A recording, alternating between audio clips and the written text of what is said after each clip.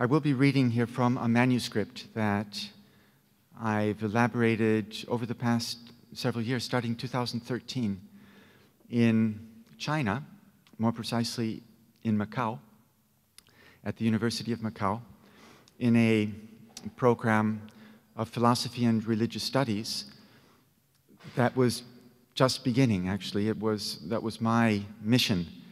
It is a kind of a mission, following in the footsteps, really, of the Jesuit missionaries, in particular Matteo Ricci, who, starting in Macerata in Italy, through the Portuguese Jesuit mission to the East, passed into Macau. Macau is really where he learned his Chinese in preparation for going to the continent, eventually to the imperial court in Beijing. This really, in the early modern period, opened the door to China. And I'm taking Macau as having a kind of symbolic significance as the doorway, the gateway. In fact, the Chinese name is Ao Men.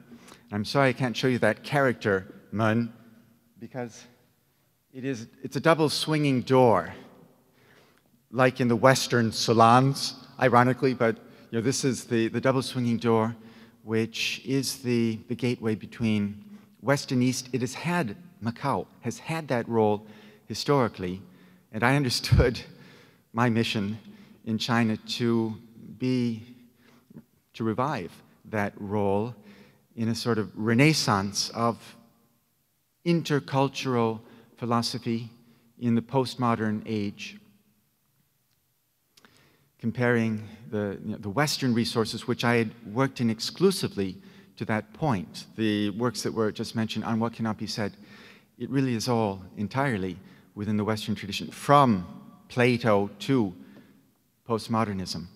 So this was really a turn in an intercultural direction, but I saw an absolute necessity to take apophatic thinking this direction towards the East. I'd long been aware that apophatic insight is as strong and even stronger, really, in those Eastern traditions, the Advaita Vedanta, Taoism, various strains of Buddhism, certainly. So it was really to move apophatic thinking, such as I developed it to this point, into a key of intercultural philosophy. And I find the intercultural really to be a kind of revelation. And I want to say in this context particularly, a revelation of a sort of mystical dimension.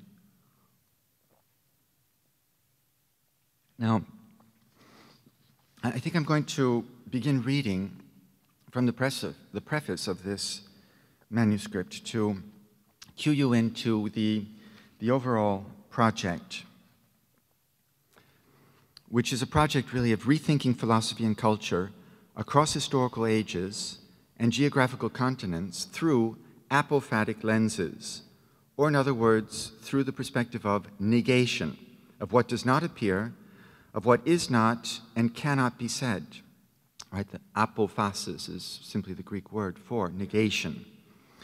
The apophatic thinking pursued here undertakes this task through bringing about its own metamorphosis into a programmatically intercultural philosophy.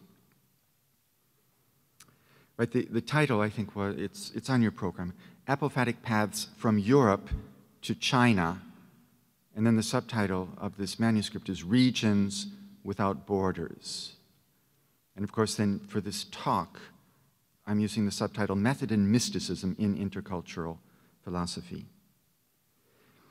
This philosophy entails attempting to think ideas not just within the bounds of a given cultural frame, with its inevitable background assumptions, but rather in unbounded ways in relation to other cultures and their different conceptual frameworks. Such thinking aims to negate, if not to neutralize, first one's own, and finally any cultural framework. The possibility of relativizing culture per se by playing one culture off against the other, of stepping back and gaining critical perspective with respect to any and all cultural preconditioning, and then perchance of facing something absolute that is fleetingly glimpsed in the interstices between cultures, opens into a dimension that can perhaps be interpreted best as theological, or at least as religious, and of course in this context, I think we should say mystical in nature.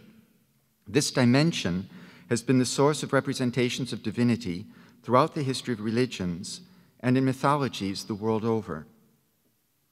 The uncircumscribable, unfathomable dimension intrinsic to experience as such is the real bugbear. This uncircumscribable dimension is the real bugbear making culture such a volatile, conflictual, apparatic, and unmasterable challenge for philosophical thinking, as well as for the multicultural, modern or modernizing societies that in our time are seen to be mushrooming all across the planet. Reflecting on culture philosophically is not just a matter of comparing different forms and variants of manifest phenomena. More fundamentally, it entails sounding out the ungraspable ground of all cultural expressions, whether this abyss is imagined as residing in human nature and its inalienable freedom, exceeding the confines of any possible definition of identity, or in language, with its differential structure opening to infinity, or in a divine endowment and destiny that transcends human knowing. This is what we were talking about yesterday as the unground, der Ungrund, as another figure for this mystical dimension of reality. Now, we are creatures of culture even before we are self-consciously aware as subjects or agents, and centrally at stake in the philosophy of culture, most conspicuously since the Enlightenment, is the question of universality. And the work that I'm now presenting, I really see as part of a larger project, some of which has been published, more of which I hope to be able to turn out in the future. The title of that larger umbrella is really The Universality of What Is Not, the apophatic turn in critical thinking. So universality is going to be a fundamental coordinate in the method, or in the considerations, the reflections on method in philosophy and theology that I'm offering here. And of course, I'm not differentiating very strongly, especially in the Chinese context. Philosophy and theology are really different inflections of the quest for wisdom, and they will run together very much in my way of thinking. This universality, however, does coincide with unique personal experience, with the singular. This is a paradoxical coincidentia oppositorum. But the closer we come to this nothing that is constitutive of each of us, really, as singular individuals, the more the universal emerges as well. We cannot really be identified with any specific character traits, whether generic or very individual. Every property is something that myriad other individuals can and do possess. It's really that singularizing nothing, which is the core of each of us, that is also, paradoxically, the universal where we are one. And I think that is what we are trying to glimpse in some way in pursuing the mystical. Now, I want to offer a little bit more insight into my method here of intercultural philosophy. I've given you just a brief perspective on the autobiographical introduction to this project. Then there is also an introduction to an intercultural philosophy of universalism and to just try and encapsulate a couple of ideas. We have only our cultures with their symbols and concepts and rites and practices to work from in our attempt to articulate and communicate our experience of the real. The comparison of cultures brings out the effects of their mediation of anything and everything that can be considered as real or absolute, that is, as reaching beyond historical and cultural contingencies. Such comparison enables us to discern each culture's specific possibilities, its characteristic decisions, and its symptomatic exclusions. The intercultural becomes itself a kind of revelation once we recognize the cultural relativity of all our conceptualities. And at a minimum, this interculturality is a revelation of unrevealability, the barriers to understanding across cultures. All cultural grammars and vocabularies are seeking to mediate or are in any case referred to a common undifferentiated whole or ambit that envelops us all already before we can define or differentiate it or even conceive of our particular questions and specific angles of vision. We share a common world. And that we is really pretty much without restrictions. Even, other species share this world with us. This holds whether the enveloping ambit is considered to be real or virtual, ultimate or proximate, everyday or sacred and sublime. What is aimed at and projected here is the perspective of globality, with the proviso that globality requires the negation of every mere perspective, including recursively the negator's own. This negation is thus actually a negation of negation and opens into unlimited affirmation, an open embrace of all that is positively present in any culture taken as a means of reaching out beyond itself.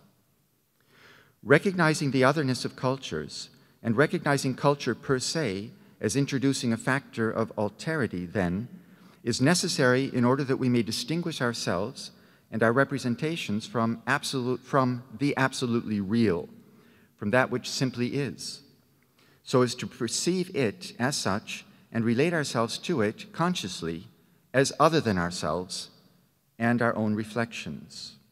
We need to become conscious of culture in order to look beyond it, to what it is not, to the strangeness of what asserts itself as real beyond our cultural and conceptual grasp, beyond our linguistic shaping and molding. And there is nothing quite like the experience of intercultural difference to provoke this search and to induce us to seek after this widened, deepened outlook. Of course, any distinction between the absolutely real and our own only relative grasp of it can be made only within language, and therefore also from within a culture, since language is always embedded within culture. Nevertheless, such a distinction between the absolute and the relative proves to be necessary for any given language as soon as it reflects on the unsurpassable incompleteness of its own actual formulations and their inability to exhaust the infinity of possible expressions. A language cannot exhaustively formulate the contextual whole to which it is beholden and which informs its every expression. It cannot completely or explicitly say all that it means, all that is conveyed by means of it. Language resorts instead to indirect forms of expression, such as metaphor and analogy, in order to suggestively refract, through particular images, this unencompassable whole context that bears on its meaning. Characteristic of such metaphorical modes is that they always allow and invite further formulations, highlighting other untold aspects of their subject that remain relatively unilluminated from the particular angle of vision enabled by any one image. Each particular culture is distinguished by the choice of metaphors it privileges for approaching the real, while the real as such remains in excess of its construal within any given culture's conceptual framework. That's all very general. I do want to focus on China now, although that's only an example, and my objective is not really to give us a more precise description of the bases of Chinese culture at all. That description of an object is really not what's at stake in the kind of methodological reflection that I'm engaging in here. I'm really aiming at the extra-cultural and the ultra-cultural. It's that mystical dimension that I'm trying to enable us to touch on, really. By illusion, I want to open that dimension that I think we can call the mystical. Now, in order to do this, my whole project is actually conceived as a dialogue with François Jullien, the distinguished French philosopher and sinologist. And of course, he is a very original philosopher in his own right, and that gets him into trouble with sinologists very often because they are trying to describe an object more accurately than their peers. And actually, Jullien is aping them very often in that, even though what's really at stake in his work, certainly as I read it, is the apophatic, the unsaid and the unsayable. And that is not quite programmatic with him. But China and classical Chinese thinking, as his works reveal it to us, is the epitome of the apophatic. That's why I really take up with Jullien. He enables us, really, to engage the philosophical thinking of China. So, as I say, dialogue and debate, because in some ways I'm really at loggerheads with Jullien, even though I insist, again, he is the one that really opens this entire world for me. In fact, he does say that when he was trained first in ancient philosophy, and he read Plato and Aristotle for what they were saying and trying to discern exactly their doctrines.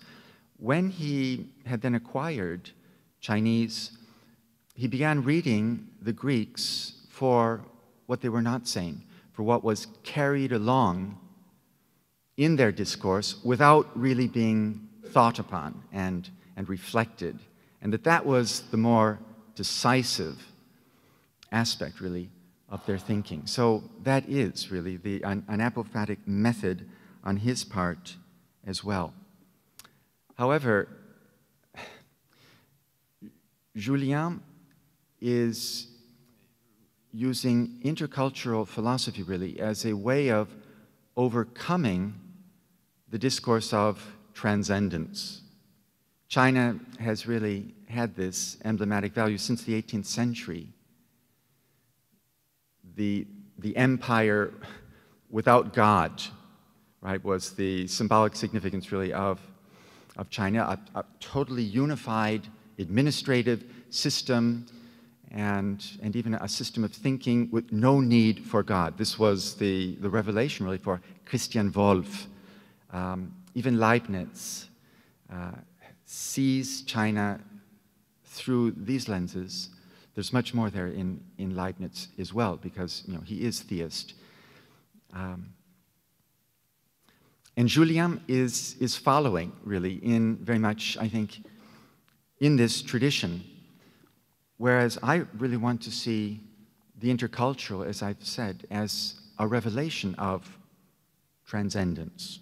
For just, that word is inadequate as any word is, but this dimension of the unsayable.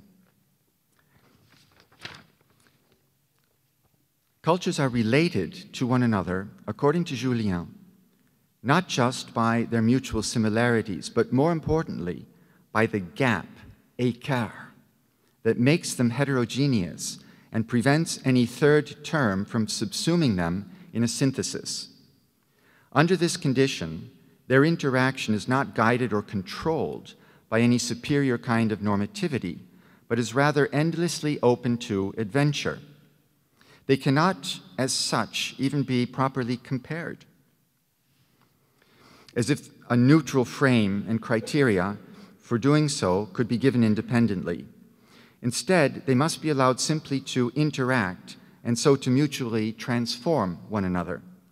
They are not only different, but more importantly, distant from each other, and they can effectively operate transformatively upon one another because of that distance.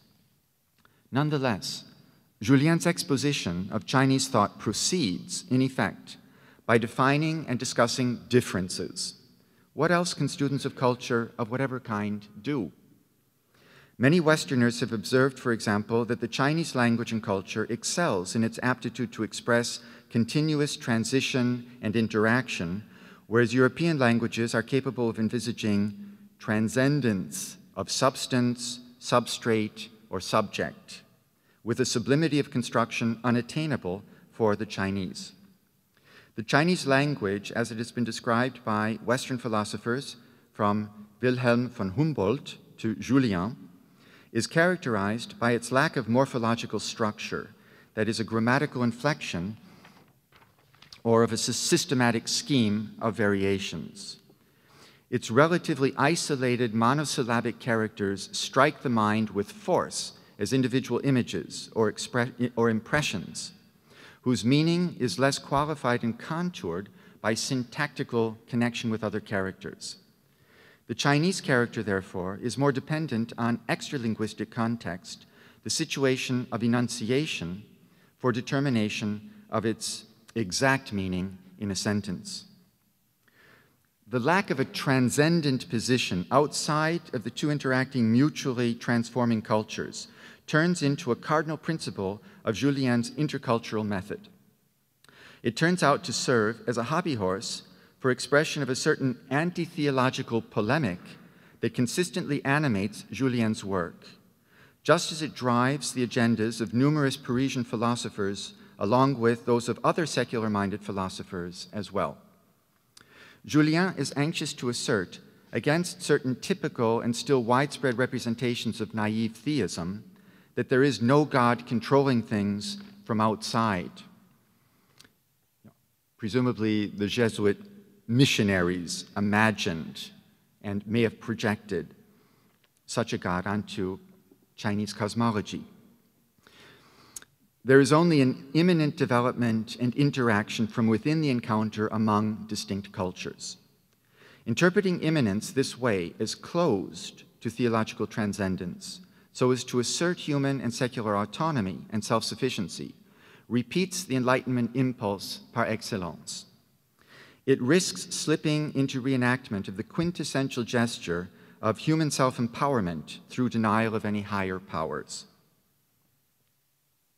A similar gesture, apparently, of human self-confidence surprises us also in Julien's very Hegelian embrace of the idea of the total intelligibility of culture. However, this is where I suspect that Julien is no longer thinking in consonance with the Chinese classics. For their vision does remain open to a dimension of transcendence that reaches beyond what is humanly and culturally intelligible.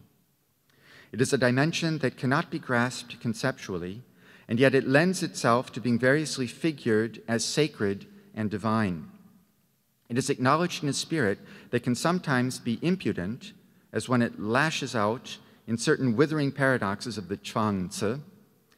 It can also don highly reverent styles as diverse as those of Lao Tzu and Confucius, each in their own ways deferentially honoring heaven, Tian, or the ancients.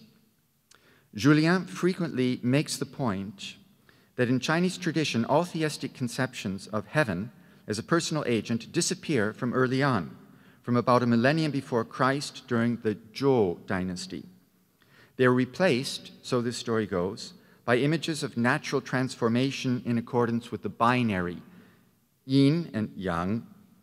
However, likewise, at the heart of Christian theism and of monotheism generally, all images of God are placed under erasure within the negative theological currents that constantly counterpoint positive, cataphatic, dogmatic theology and subject all images to an uncompromising critique of representation as idolatrous. The exigency of relinquishing all claims to an adequate representation or intellectual conception of divinity, and of starting rather from the embodied experience of God incarnate in Christ, hews very near to the underlying inspiration of Christian revelation. For all the profound differences between Chinese and Western culture, surely neither one is wholly deprived of all relation to the transcendent and absolute, or the infinite and unsayable. However different the negotiation of the impossible task of grasping and articulating it may be in one cultural universe or the other. Julien's own work clearly demonstrates this, malgré lui, in spite of himself. The greater wisdom lies not in opposing transcendence to immanence, nor in simply rejecting the theological, and thereby entering into an oppositional logic. As Julien himself acutely shows, a culture consists in polarities rather than just in unilateral character traits. Europe is constituted, historically, by its Christian heritage and by atheism as an essential expression of its widespread and deeply rooted secular humanism. Only through such interpenetrating and reciprocal poles do cultures become intelligible. Only so do their implicit bases of understanding, Julien's fond d'entente, emerge. The dia of dialogue stresses the need for the antithetical, whereas the logos stands for, quote Julien here, the fact that all cultures hold in common among themselves a communicability in principle. Julien pushes this latter conviction further to the point of claiming that all that is cultural is intelligible without loss or residue, sans perte et sans résidu. That's the claim, which seems somewhat exaggerated and perhaps unrealistic. And I would like to emphasize that this residue of unintelligibility has to be located really between cultures rather than within any one of them. I think this is where the limit of Julien's apophaticism declares itself, right, in his statement, and where he becomes perhaps something of an uncritical believer in the Enlightenment ideals that have been so influential throughout European and more generally modern history, especially as they emanate in certain essentials from the French philosophes in the 18th century. Julien's belief in the total intelligibility of culture induces him to exclude the idea of anything in culture remaining definitively beyond verbal reach, namely, the idea of an ineffable of culture. Those are his words. L'idée d'un ineffable de la culture. In Le Pont des Singes, I've actually been working from De l'Universel. This is one of Julien's titles, and now I'm adding in Le Pont des Singes. Julien continues his attack on the notion of the ineffable, specifically in relation to culture. There is no cultural ineffable. Those again are his words. He repeats this thesis verbatim in his manifesto, L'écart et l'ombre. This formulation is correct to the extent that what is ineffable is precisely not cultural. There I agree. Nevertheless, this does not mean that an ineffable instance or even insistence cannot condition culture throughout its whole extent, and that therefore the ineffable can be dismissed from a philosophy of culture. There are, in fact, important incidences of limits of such intelligibility that have been designated as cultural untranslatability and have been extensively analyzed as such. There's a volume on the translatability of cultures. It's introduced by an essay by Sanford Budig on crises of alterity, cultural untranslatability. John Jan Assmann is part of this as well. Julien's objection is that with such an idea as its untranslatability, the culture exits from then on from the intelligible. This is to say that in embracing the ineffable, a cultural discourse no longer holds itself to be participable by a common intelligence. And this, I'm quoting in these words from Julien. I'm translating. The work of dialogue is abandoned. All right, those are his complaints. This renunciation seems to Julien to be tantamount to a giving up of responsibility.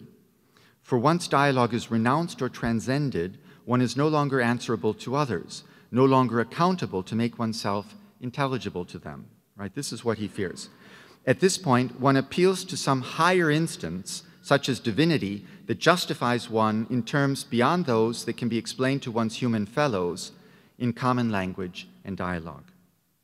However, it would be more accurate to say not that the work of dialogue is abandoned by turning toward transcendence in recognition of certain limits of intelligibility, but rather that this work remains always and necessarily incomplete. Julien himself, after all, champions an activity of translation without limits. Translation, he declares, is the operativity proper to dialogue and the only possible global ethic. Translation is constitutive of European culture, unlike the Chinese, according to Julien, which was not seriously confronted with any other language of culture besides its own until the 19th century and forced colonialism on a massive scale. Yet translation, precisely because it is infinite and without any intrinsic limit, relates inevitably to the ineffable. This limit of what cannot be said is what truly bonds all cultures in their orientation to a never-exhaustible plenitude. This is what unites them beyond any specific traits that they may share in common. In affirming the infinity of translation, Julien himself touches upon the dimension that I call theological. The infinite, as the ultimate concern of negative theology, can be analogously indicated, imitated, and embodied by the endless striving of human works towards their unrealizable goals. Julien is undoubtedly correct that a certain ideal of translatability is indeed necessary in order to keep the work of giving account of our reasons on the move. And this can be, and in fact always is, only a work of approximation. Total intelligibility of the real, of anything more than a formal abstract model, is not attainable or hardly even conceivable, except as an ideal.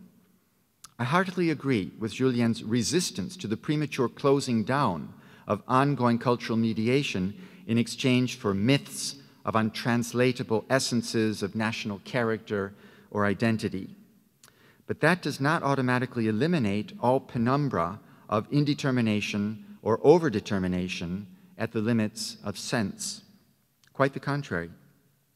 Translation may well lead to the threshold of untranslatable pure language. This is Walter Benjamin's Die reine Sprache in his essay, right, on die Aufgabe des Übersetzers, the task of the translator. Precisely what cannot be translated is what becomes mystically manifest in the process of translation itself.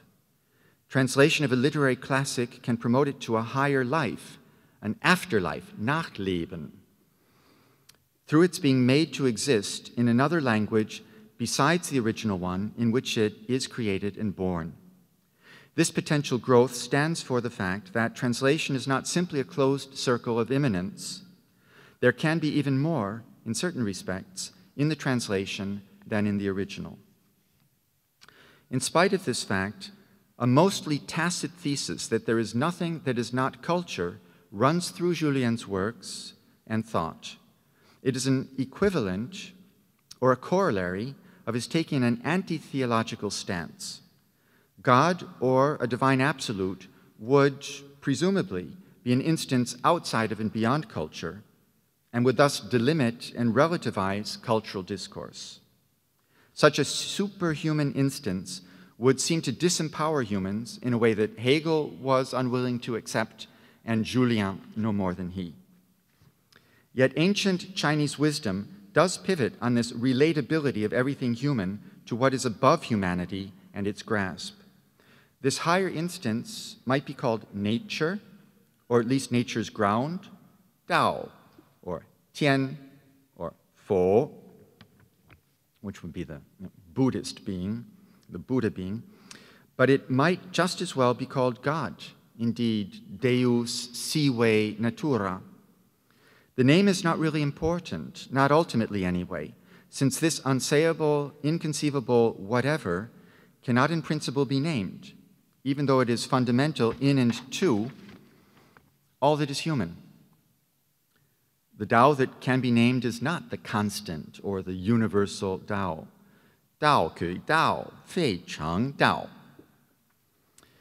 Julian's positioning of himself in opposition to theological transcendence is, to my mind, complicit with the theory of Western atheism and is not truly informed by classic Chinese wisdom.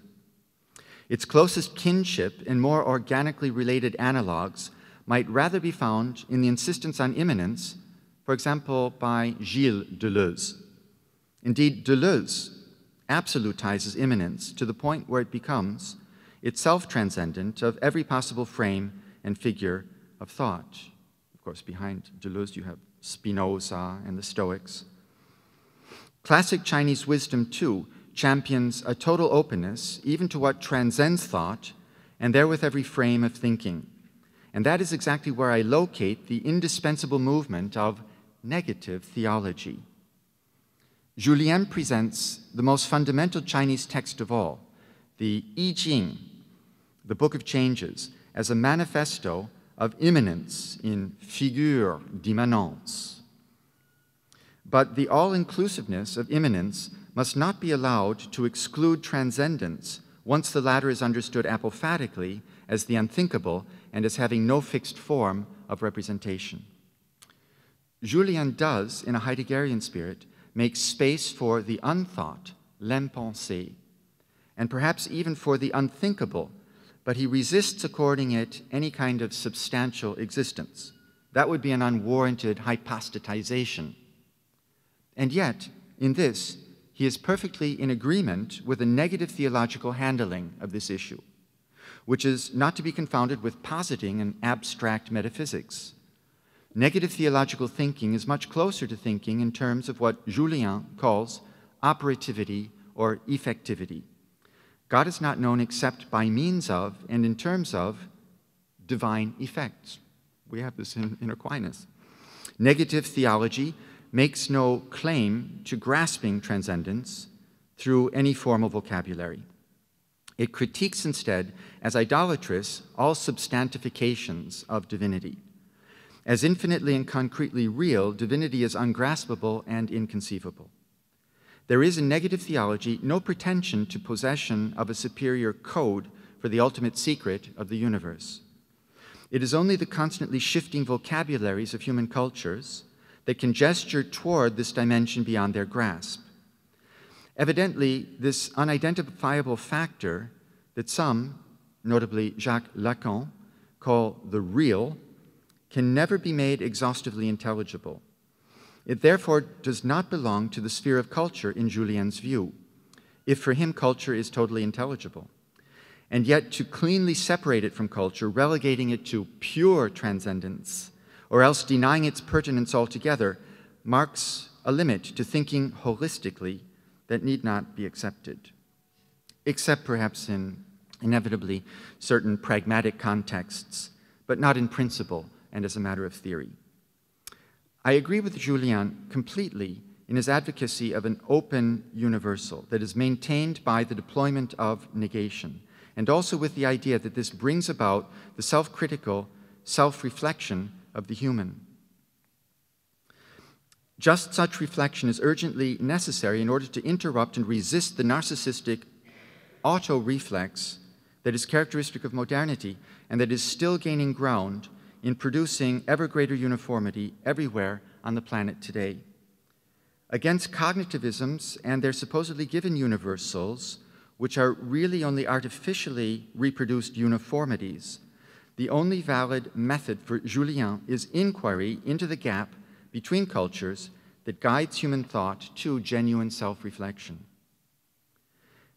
This position is a compelling critique, but in his enthusiasm for this Enlightenment ideal, Julien tends to flatten out its self-critical edge. Human self-reflection is perhaps not itself without a certain vis-a-vis upon the non-human and the supra-cultural. Its self-negating spirit can acknowledge what is not only just another form of human culture, but is also unimaginably not itself, not human at all, the other of all others, that is, of all possible humanly experienceable others. This might be another and even more extreme degree of that someplace else of thought, of which Julien wistfully writes in a reprise of his and Foucault's notion of heterotopy. Let me emphasize that it is really in the negative, that culture itself opens as an abyss, that this realm of imagination of the wholly other opens up. So I don't really want to posit the other, the supercultural, the non-human, except as the intrinsic porosity, one might say, the lack that is dwelling within all of our cultural concepts, constructs. This other transcending our thoughts and ways would be difficult for Julien to acknowledge without releasing some inveterate prejudices against theology and its figures of transcendence, prejudices that are widespread and deeply rooted among the left-bank Parisian intelligentsia. Such an anti-clerical consensus excludes God and refuses to acknowledge any inscrutable, unintelligible divineness at the source of all human experience and intelligibility. This is where Julien seems to take his stand with Hegel and a totalizing rationality against Kierkegaard's recognition of absolute paradox and an other beyond all possibility of mediation. His assertion of the total intelligibility of culture wishes not to acknowledge that there could be anything which is not cultural, or at least not culturally mediated. And yet he tends to forget or ignore, on just this point, the inherent negativity of the cultural itself. It's disappearing, like everything human, towards what it is not. The assertion of the total intelligibility of culture effectively excludes a certain positive conception of the theological, but it is also at risk of failing to acknowledge the unknowing and unintelligibility, at least to us, here and now, at the heart of culture. This acknowledgement is crucial pragmatically to opening us all radically to dialogue, and so to genuinely seeking enlightenment from one another. Poets from Hölderlin to Celan show excruciatingly how our wounds are the authentic openings permitting communication between human beings, who are themselves understood as a conversation heard from one another. This is Hölderlin, hören voneinander. And in this respect, a certain inescapable woundedness is witness to what I interpret as a theological dimension of humanity's being torn open to what it neither knows nor can possess. Acknowledging unknowing has become the overriding imperative, particularly of certain forms of postmodern thinking. I'm inclined to think that it is not the infinite mystery of things as such, but only human codifications of this mystery in institutions and ideologies exerting power over people, and sometimes inciting to violence that arouses opposition in Julien and in other thinkers who are adamantly anti-theological. What they are rejecting in the end, however, are only the empty vessels and ritual paraphernalia of theology, not its deeper sense and apophatic purport as negative theology. What Julien offers is a philosophy of culture. This might be seen as an alternative to and as spelling the demise of metaphysical philosophy and its often undeclared crypto-theology. Rather than claiming to have a transcendental viewpoint from which to evaluate the truth of a culture's enunciations and expressions in its arts and sciences and discourses in general, a philosophy of culture abides within the immanence of these its symbolic, systemic, and aesthetic expressions. It eschews claiming access to any superior plane of transcendent knowledge and truth. This sort of positioning of Julien's philosophy seems to give it a clear point and message in terms of what it is not, through stubborn opposition to all theological forms of transcendence-oriented rationality. However, in reality, the polemic against theology serves as a crutch for propping up Julien's discourse. His argument is made to stand up by virtue of what it opposes. More deeply considered, theology must also be taken as itself just a form of human culture, perhaps even as the most essential and representative and self-revealing form of such culture. What distinguishes theology in its truest shape and manifestation is its sensibility for the negation of culture per se, as demanded by the spirit of uncompromising self-critique. There is a sort of self-critical denial of culture, inasmuch as it is just a human construction that is expressed in the recognition of divinity as transcending and creating and as rendering possible humanity and its world. This imagination of a divinity who is even more a subject than we, more conscious than any human consciousness, or than any consciousness that is humanly conceivable, pursues the possibilities of the most radical self-negation beyond the logic of concepts into the unfathomable depths opened by human imagination, brought face to face with its own abyss. Yet this claim can and must be understood also in purely immanent terms, simply as negating the closure and supposed sufficiency unto itself of any identifiable, conceptualizable, immanent sphere. Theology's relevance, then, consists in its forcing every cultural paradigm, with its inevitable human limits, into a movement of self-surpassing. Theology, understood thus as fundamentally negative theology, does not impose another content coming from elsewhere, but rather forces every finite cultural content to its limits, where it must give up its own achieved form and open into other forms that are as yet unachieved and perhaps unprecedented. Theology is a form of culture and can itself become eminently a form of the philosophy of culture. It can do so because negative theology, by virtue of its unsparing critique of every form of representation, can force culture to embrace, or at least to confront, its own absolute and inconceivable other. It can thus become most radically other than itself, turning into, among other things, a negative theology of culture. This mutual implication of culture and theology, or more exactly of humanism and the heavenly, at the self-negating limits of either discourse, is provocatively expressed by the Taoist classic Zhuangzi in the most bare bones and yet essential terms. I quote, "Our understanding can be in the right only by virtue of a relation of dependence on something, and what it depends on is always peculiarly unfixed. So how could I know whether what I call heavenly is not really the human? How could I know whether what I call the human is not really the heavenly?"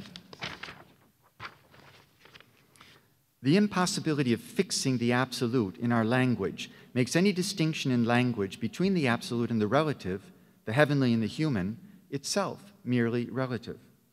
The two cannot but operate inseparably in our thought and speech. Absoluteness is never conceived by us otherwise than as our idea, with part of the arbitrariness that this inevitably entails. To speak of the heavenly is unavoidably to speak, at least implicitly, also of, and in any case from, the human with its constitutive limits.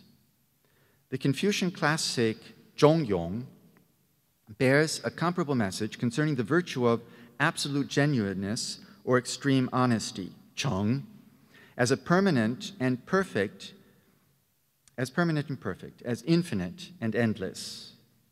Such human perfection is an endowment from heaven, as the groundless ground, Julien would say, fond, sans fond, of the world, the horizon which exceeds and surpasses all human experience in the direction of the unconditioned or absolute.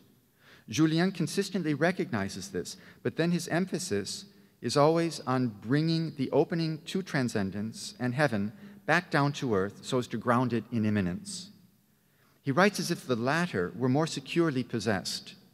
Even if that were the case, still in the spirit of especially Taoist wisdom, it is only by releasing our hold on all supposedly known quantities of experience that we allow them to live and evolve, and ourselves with them.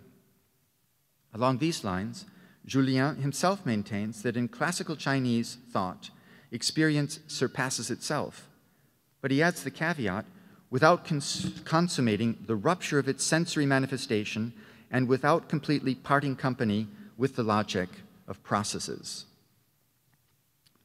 Julien thereby marks out some important guideposts that are highly relevant for the future development of apophatic thought today. In particular, the apophatic project is being pursued today with a focus on the body and on incarnation in worldly historical processes, which at the same time unsettle history and dismantle all its teleologies. For apophatic thinking, too, transcendence cannot be thought in itself or positively, but only relationally, that is, in relation to forms of immanence such as the body. Bodily, incarnate, sensory forms of transcendent life are crucial to apophatic thinking from the beginning of Christian tradition, receiving explicit theorization already with Tertullian's 206 AD treatise on Christ's flesh, De Carne Christi.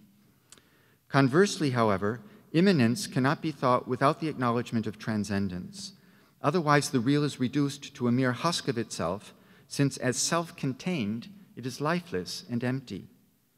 Cut off from transcendence, and thus from relation to its outside and other, far from being the inexhaustible resource that Julien celebrates, immanence suffocates and stifles because it is self-enclosed and isolated from the infinite circulation and exchange of all with all. This is why we have so much imagery of fecundity, really, with respect to the Godhead as well.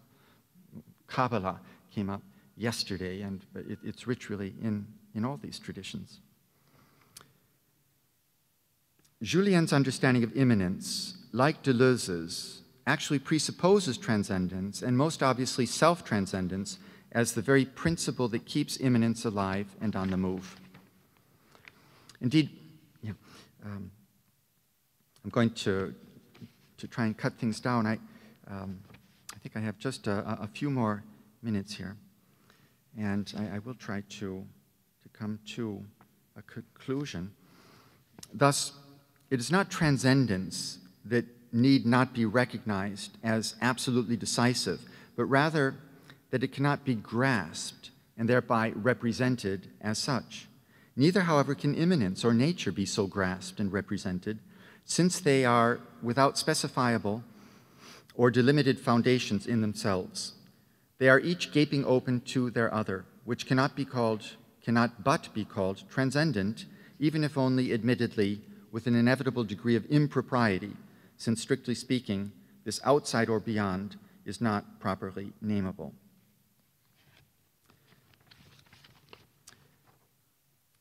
What I'm going to skip over here is really l'immanence une vie, the final testament of Gilles Deleuze, which does, I think, illuminate more of what Julien is trying to do, and really the coincidence of transcendence and immanence in their thinking, even though they really do place it very much under the aegis of immanence. It's an immanence that I believe implodes, that cracks open from within to this abyss that I'm calling the mystical or the apophatic.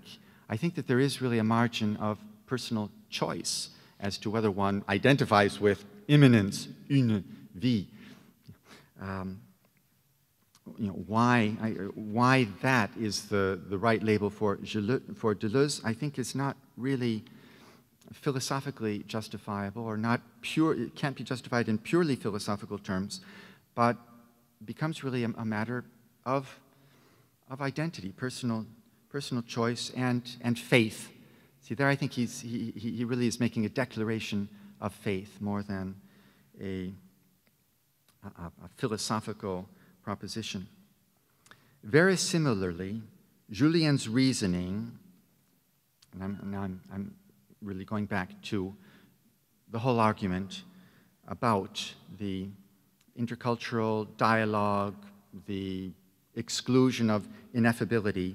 I think that Julien's reasoning is that in order to be responsible to one another, we need to eliminate the transcendence of God, since that claim to another pretended and purportedly absolute responsibility threatens to undermine the real and concrete claims of unconditioned responsibility that we bear to one another. My view is that in order to do justice to this infinite responsibility to one another, we need to acknowledge an unknowing and unintelligibility, at least to us, at its heart. We need to learn from one another how to be responsible to each other, and this we can do only by opening to an unknown beyond what any of us can possibly know or control. This is so because our thinking is always finite and as such systemically insufficient and needs to be critiqued. It needs to be subjected indeed to infinite self-critique. Negative theology is the acknowledgement that this critique is answerable to an instance such as nature or divinity that I cannot fathom or comprehend, but in and from which I nevertheless arise and remain beholden to, inescapably and unconditionally. So there I will rest my case uneasily, breaking off in anticipation of your unrest. Thank you.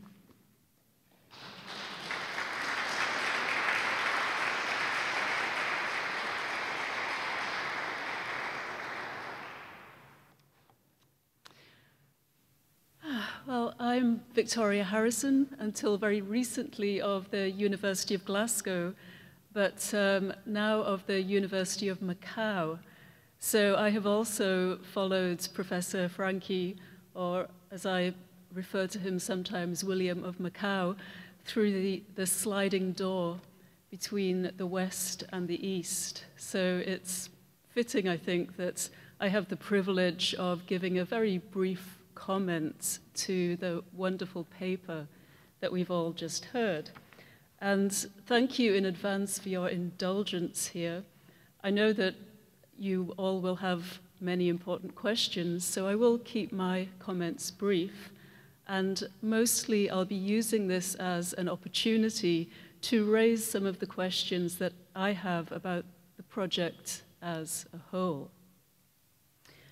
So, as I see it, the wider project that Professor Franke is engaged in here is rethinking philosophy and culture through the process of negation. And his goal is to provide us with a way of thinking beyond all cultural norms. Thought is to somehow become unbound by any particular cultural framework. So this is a very ambitious and exciting goal. But I think it's important to recognize that this isn't, in any usual sense of the word, a project within comparative philosophy. It's actually more aptly characterized as a project within post-comparative philosophy. And I think that's quite an important point to note. This work is going well beyond the typical strategy of comparative philosophy or comparative religious studies or theology, which compares different traditions with one another. We're leaving that well behind with the kind of project that we've been introduced to this morning. And in the context of our own conference here, with our interest in comparative mysticism, we should be clear that what we're now concerned with is actually post-comparative mysticism. Now, the object of this post-comparative mysticism, as I understand it, is, according to Professor Franke, the absolute that's been the source of representations of divinity in different cultures. Now, I'm going to use the word absolute, although there are other words that could be used in its place. But just to keep this simple, I'll talk about the absolute. Now, Franke claims that each culture is distinguished by the chain of metaphors that it uses to approach this absolute. And the question I think that this raises for him is where his own metaphors are coming from. So particularly when he uses language such as the beyond, talking of the absolute as beyond language or what is beyond culture, he's using a spatial metaphor, the metaphor of beyond. But where is that coming from? In which culture is that grounded in? Other terms, other metaphors which are used are emerging from a common reality, enveloping us. So I'd like to hear more about the origin, the location, philosophically and culturally, of these metaphors. Now, one of the key questions which Professor Franke's work raises is what lies beyond words or beyond culture. So again, notice that key spatial metaphor of beyond. The use of that metaphor, I think, is suggestive of a dimension or a realm which is outside, again, another spatial metaphor, outside the realm of representation. So it seems then that we actually have two levels, two different theoretical levels at work here. Firstly, we have a level of representation. On this level, language functions more or less effectively to represent things within the finite realm of our experience. But then we also have a separate theoretical level, and that's the level of whatever is beyond. And this is where our language cannot function adequately to represent what is. Now, this raises two big questions, I think. The first question is, why do we assume, or why should we assume, that there actually is anything beyond representation in this sense? Is the answer that in positing this, in making this assumption, we thereby gain some explanatory power? If so, what is it that will be explained by this route? Now, the second big question is, why assume that whatever is beyond is an undifferentiated whole? Why might we not be faced with a regression of different levels of beyondness? Or, to put this another way, different absolutes lying behind different cultural expressions? Why assume that we are going to have one thing at the end of this analysis, or one no thing? Professor Franke claims that beyond words, what we have is an undifferentiated nothing, and words cannot adequately express this nothing. The same nothing can be discerned beyond each culture's characteristic forms of expression. So these are key claims within the project as a whole. But again, why assume that it is one and the same no thing? To put the question slightly differently, what grounds the assumption of universality, which is so fundamental, I think, to this post-comparative project as a whole? Leaving that set of issues aside, The second major theme that I wanted to raise here was the idea of the movement of double transcendence. Professor Franke seems to be claiming that post-comparative philosophy involves a movement which can be described as a movement of double transcendence. So what is this? Well, first, the first transcendence is transcendence of our own cultural framework. That's our first movement of separation from the familiar. The second transcendence is a transcendence of all cultural frameworks. So once we've gone beyond one, our own, we then reach a vantage point from which we can go beyond all. Now, I should say, very sympathetic to this approach, and I'm intrigued by the project as a whole.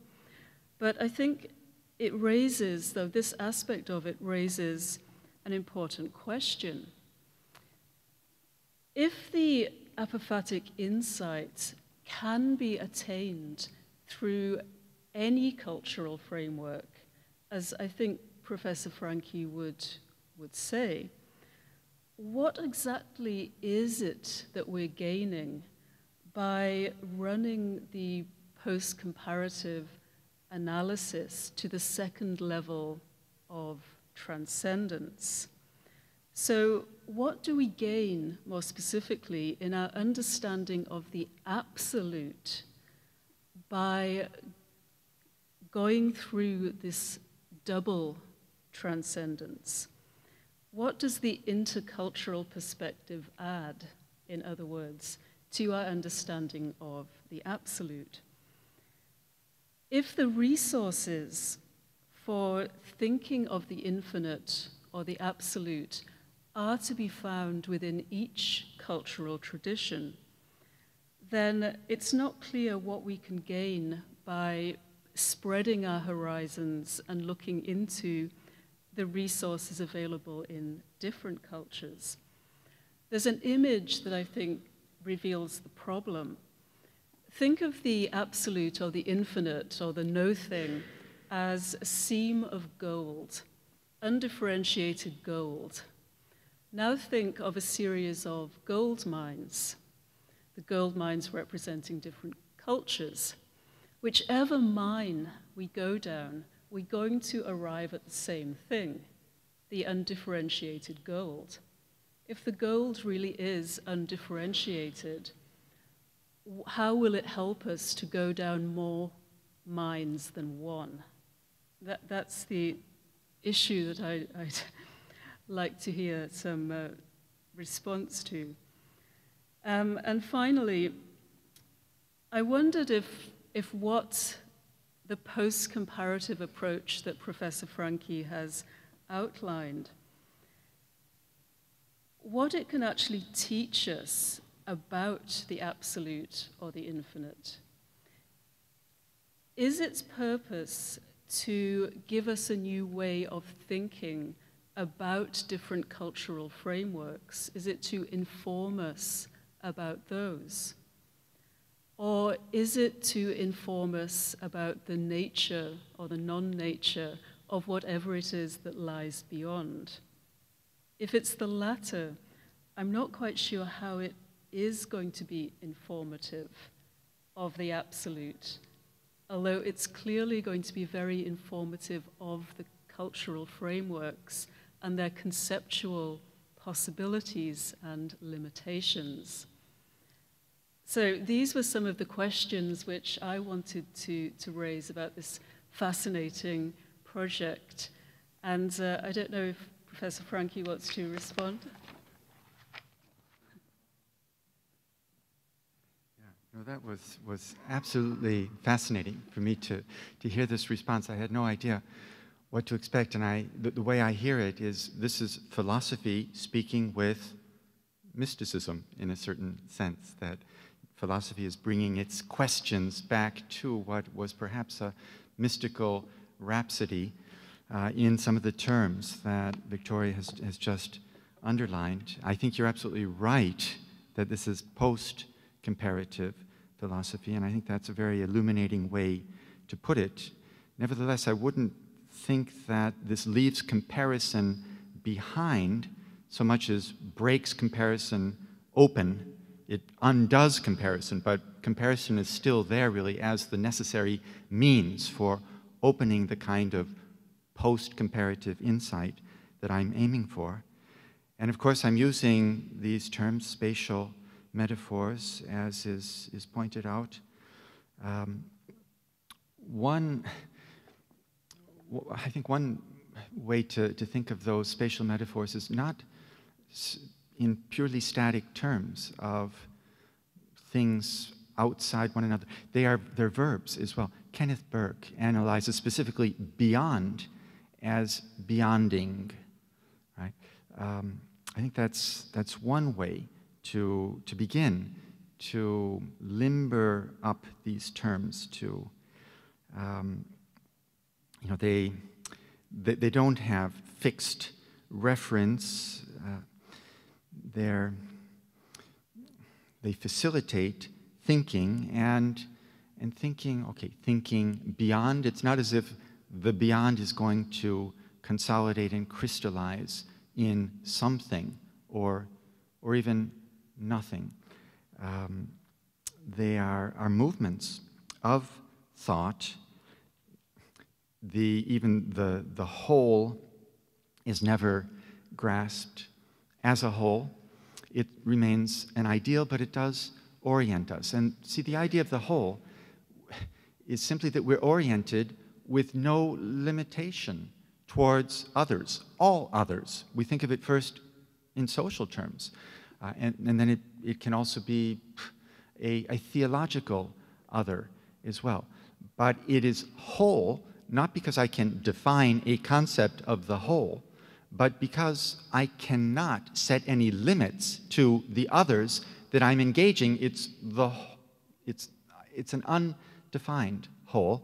It's a non-concept of wholeness, and really this is the kind of universality that I'm advocating, and it is not a Hegelian universal of A is not A. There's no exclusion in it.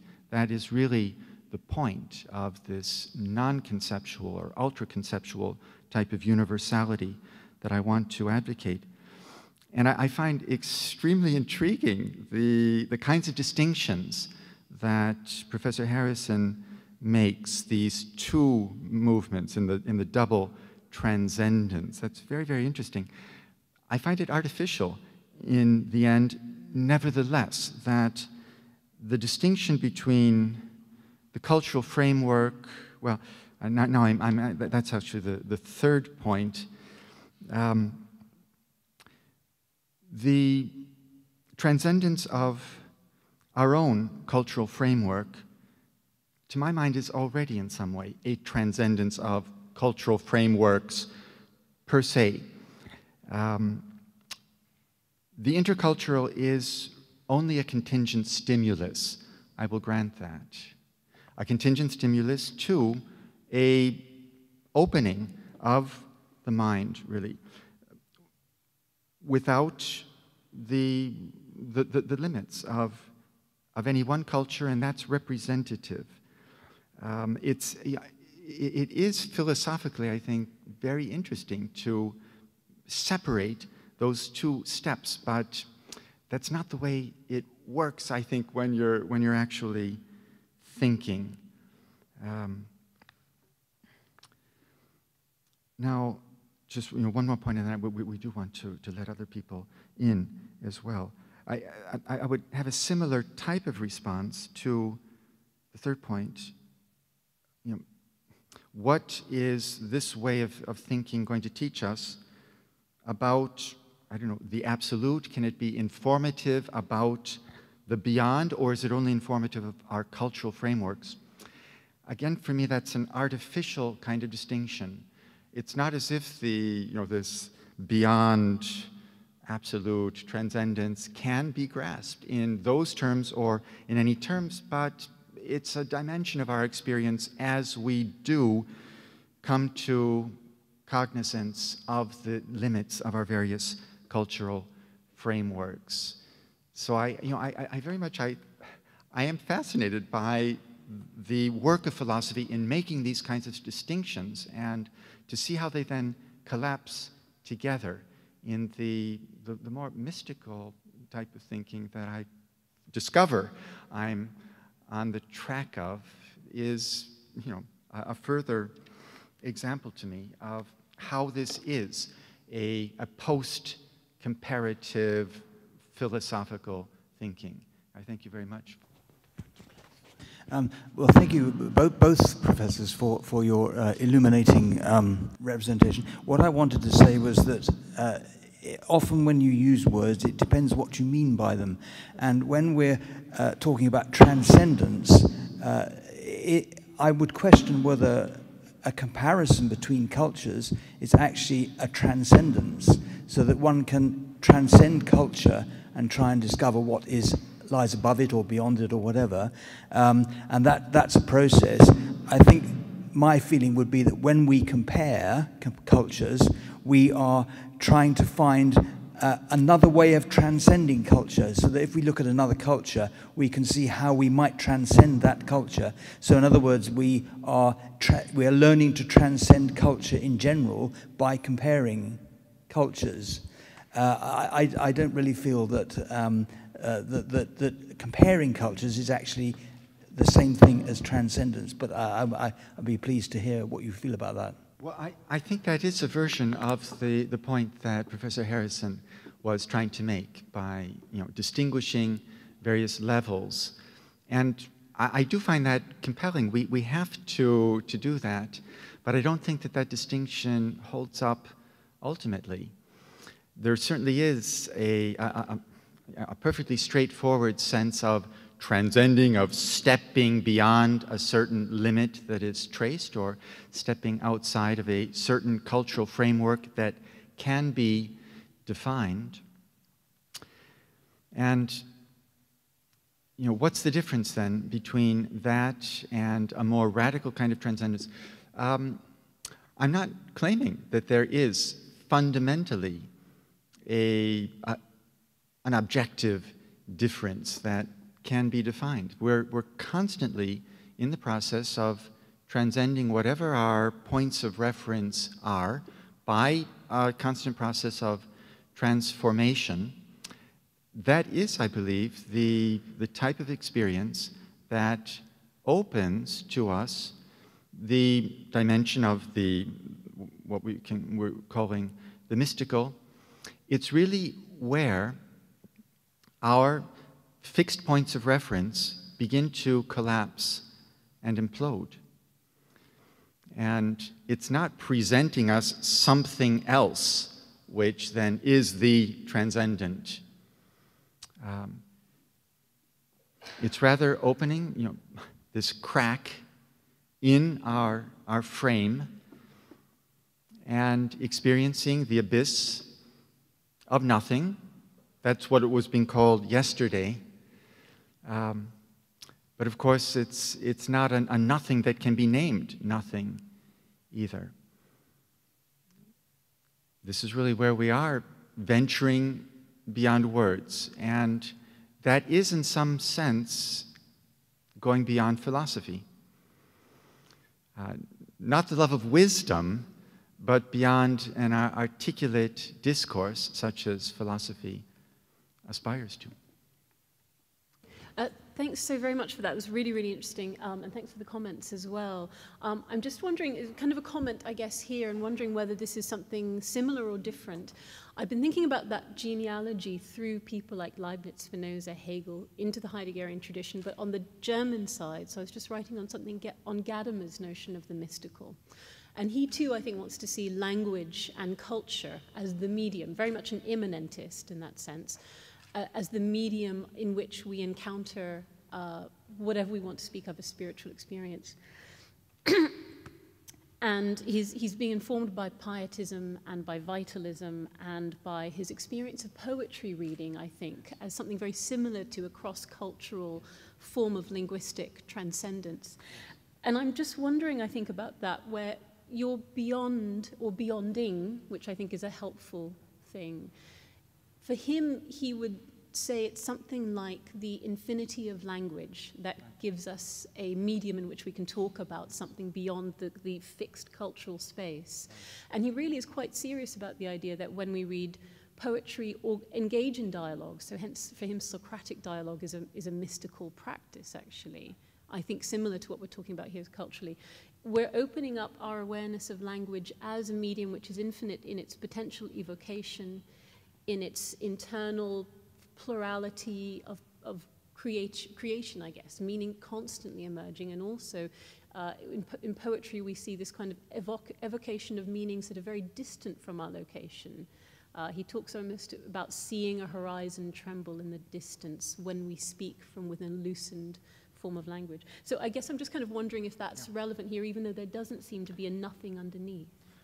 Well, generally, Gadamer stands in some way for the hermeneutic paradigm where everything becomes comprehensible, and there is. He does state, everything is in language becomes intelligible. In some sense, this is the line that Julien is on. Listening to you, I was also thinking of his interpretations of Celan, of Paul Celan, where he maybe is more inclined to encounter that limit, the project of truth and method, and the third part on linguistic ontology is very Hegelian, actually. And so in many ways, he's on sort of the other side, not looking to the beyond of language, but language is infinite, and I think that I'm interested in actually turning a Gadamerian approach to thinking through language inside out, to turning that inside out and being an encounter with the absolute other of language. And I do see the encounter with Paul Celan as orienting in that direction. Thank you both very much. I just to before I ask a question of Professor Franke, just to ask Professor Harrison, and really to come back to our first key speaker, Professor McGinn, who said that it was actually everyone should learn another culture as well as their own.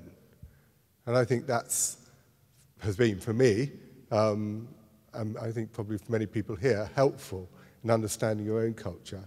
You understand your own gold mine by seeing it from another point of view and seeing how those frames of reference are both limited in some ways and limitless in others. So I think that there's meaning in doing that, and whereas if you just stick with your own point of view, you are limited by it. I'd just like to come and ask really Professor Franke about where he sees love in this postmodern world, because it's something that you noticeably didn't talk about directly, although you referred to responsibility to others. Towards the end, how would you see love as within this, within a new framework of thought? Thank you. Yeah, I tell you, just earlier this week, I was in a seminar in this area, apophatic thought and culture, in the Divinity School in Vanderbilt, and there was one of the students, this was the time for their presentations, talked about love. And it was a revelation to me, actually, to have this really brought into the seminar. It's one of those words that works in an apophatic way to say everything and nothing. I mean, it is so pregnant, and maybe I avoid it because it is so culturally charged. When you say that word, what are you saying to who? Is so wide open. But I agree that we have to use our cultural resources, and this word love is one of our greatest cultural resources. And at the times when I do find myself, resonating to the Christian tradition but other religious traditions and even secular traditions are all about love in so many ways.